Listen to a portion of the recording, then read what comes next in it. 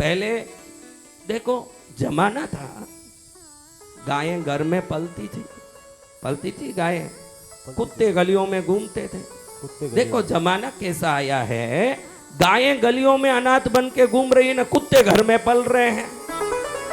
हाँ, कैसे मूर्ख लोग हैं। मैं सोचता हूँ कि एक जमाने में हम नींबू को निचोड़ के शिकंजी बना के पीते, जिससे शरीर की गर्मी निकल जाती, और शरीर में शीतलता के साथ साथ नींबू में ऑक्सीजन सबसे ज्यादा है। जब भी कहीं पहाड़ी यात्रा करो, कहीं घूमो, अगर आपको थोड़ा चक्कर आने, वॉमिट आने जैसा लगे, एक नींबू का बूंद चको और तुरंत आपका मन स्वस्थ हो जाता है। उसका कारण है कि उसकी खटाई नहीं है, वो तो एसिड करता है। उसके अंदर रहा हुआ ऑक्सीजन आपके दिमाग को ताजा कर देता है। नींबू में इतनी शक्ति। लेकिन ये शक्तिशाली नींबू का आज गति क्या हुआ। एक जमाने में किसी के घर में जाओ आप, नींबू की शिकंजी देते थे, छाछ देते थे। भाई मेहमान आए, पहले वेलकम ड्रिंक लीजिए। क्या ड्रिंक? Welcome drink. घर में घुसते ही पहले एक वेलकम ड्रिंक, बाद में नाश्ता पानी जो है व्यवस्था। आज देखिए घर में किसी शादी में जाइए, किसी कहीं भी जाइए बड़ी शादियों में, पीने के लिए तो नकली नींबू का शिकंजी दिया जाता है। कौन सा शिकंजी?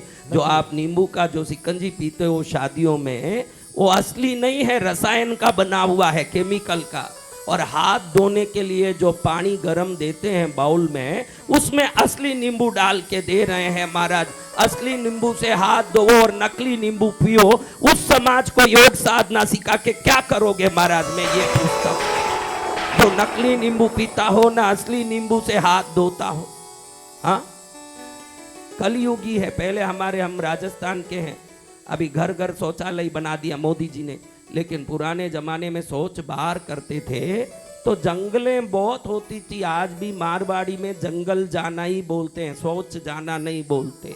एक लोटा लेके कोई निकला हो, उसको पूछे कहाँ जा रहा है, वो बोलेगा जंगल जा रहा हूँ। जंगल यानी उस जमाने में बहुत जंगल होते थे, वहाँ खुले में टट्टी करता था तो सुस्वस्थ वायु में पेट साफ होता, और घर आके रोटी खाता। क्या करता? रोटी खाता। घर आके रोटी खाता है। आज कोई आदमी बाहर जाऊं बोले, पहले देखो बाहर जाता था तो टट्टी जाने जाता था लोटा लेके, आता था घर तो क्या समझना? खाना खाएगा। बोल जोर से। रोटी खाएगा। ये रोटी खाएगा। और आज बाहर जा रहा है तो समझना होटल खाने के लिए जाने वाला है, और अचानक घर आ गया तो समझना इसको टट्टी लगा है। पहले टट्टी जाने बाहर जाता था, रोटी खाने घर आता था। अब रोटी खाने गलियों में भटक रहा है ना, टट्टी जाने घर आता है महाराज। सत्य वचन महाराज। हाँ, होटल से सीधा पटापट आएगा, पूछे तो बोले थोड़ा खराब हो गया पेट। खाता ही क्यों है जो खराब करता है? तेरी क्या पत्नी मर गई है?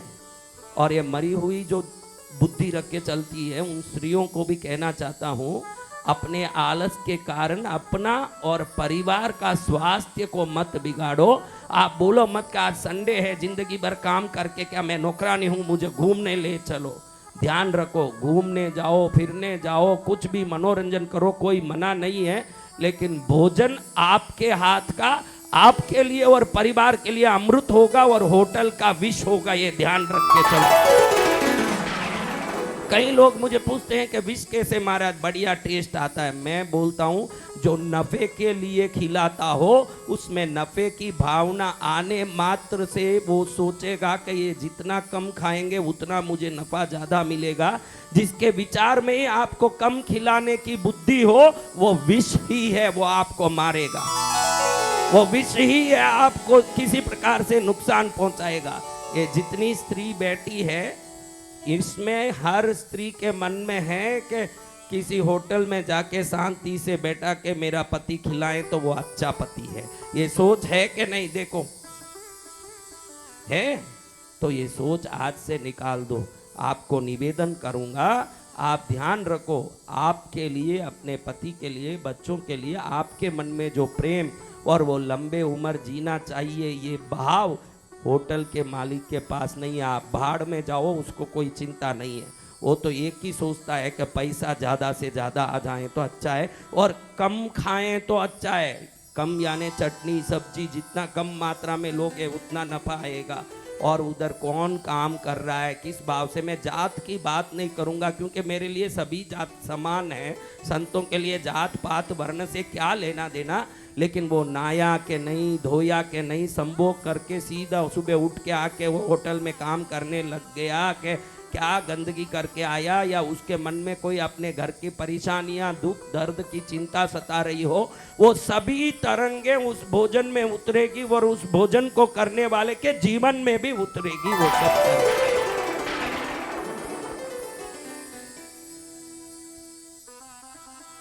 तो आज से लड़ना बंद करना है बहनों। क्या बंद करना है? लड़ना महाराज।